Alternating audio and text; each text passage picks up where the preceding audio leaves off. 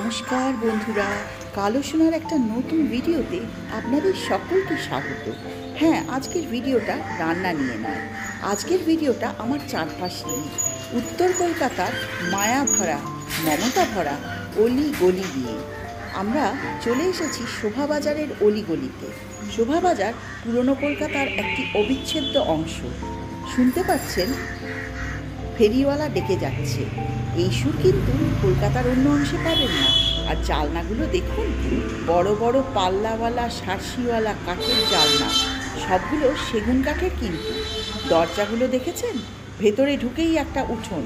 আর জালনার size দেখুন, বাড়িগুলোও দেখলে মনে হবে ভেতরে কত রহস্য লুকিয়ে আছে।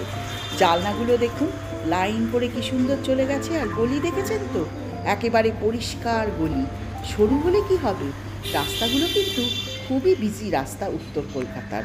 হয়তো আর কিছুদিন বাদে এগুলো আর দেখতেই পাবেন না। তাই জন্য আমার মতো কিছু নস্টালজিক পাবলিক এগুলোকে রেকর্ড করে রাখছে। ভবিষ্যতের লোকেরা হয়তো দেখে এরকম একটা রিক্রিয়েট করার চেষ্টা করতে পারে। যাই হোক, আর একটা অবস্থা দেখুন এই বাড়িটার। এটাও বহু পুরনো বাড়ি, কিন্তু মেনটেন্যান্স বা রক্ষণাবেক্ষণের অভাবে এর অবস্থাটা দেখুন। পাশাপাশি দুটো বাড়ি থেকে বুঝতে পারছেন, অর্থ না থাকলে এই বাড়িগুলো মেনটেন করা সম্ভব না। আর এই দেখুন, ঘুরে আমরা বাড়িতে ঘুরলেই দেখতে পাবেন শোভাবাজার রাজবাড়ির গেট। আর এই যে দুটি গাছ দেখছেন, বলুন তো কী গাছ? এর গাছটায় তো ফল চলছে, তাই বুঝতেই পারছেন বাতাবি লেবুর গাছ। আর তার পাশের যে গাছটি রয়েছে সেটি হলো মহুয়া গাছ।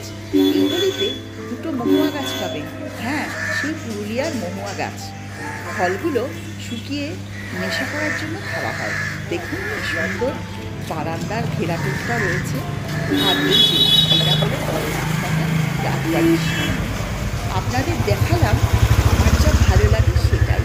অনেক রান্নার ভিডিও তো দিয়েছি, তাই মাঝে মাঝে পুরনো কলকাতার বাড়িগুলোর ভিডিও আমি একটু একটু করে দিতে থাকি। আমার শর্টসের মধ্যেও দেখতে পাবেন বহু পুরনো কলকাতার গলি গলি গলি দস্যু গলি। আর রাস্তা দেখেছেন তো, দুপাশেই বড় বড় বাড়ি। দেখুন প্রতিটা বাড়ি অনেকটা একরকম দেখতে। হ্যাঁ, আগেকার দিনে পুরনো কলকাতার বাড়িগুলো ঠিক এরকমই ছিল। এই যে রাজা নবকৃষ্ণ স্ট্রিট, নবকৃষ্ণবাবুর গল্প আরেকদিন। দেখুন এই বাড়িটায় আধুনিকের সাথে পুরনো সামঞ্জস্য হয়েছে। উপরে গাছ গজিয়ে গেছে ছাদে। জালনাগুলো দেখেছেন বড় বড় শাঁসিওয়ালা, আবার এদিকে এসিও আছে। মানে রক্ষণাবেক্ষণ না করতে পারলেও বিলাসিতার দিকে মালিকের এটাও বহু পুরনো বাড়ি। সামনে গাড়ি দাঁড়িয়ে আছে, কিন্তু মেনটেন্যান্সের অভাবে দরজাগুলো মলিন হয়ে গেছে। এই গলিগুলো খুব নস্টালজিক। একসময় অনেক পায়ে হেঁটেছে এই গলিতে, সেই জন্য মাঝে মাঝে মনে পড়ে।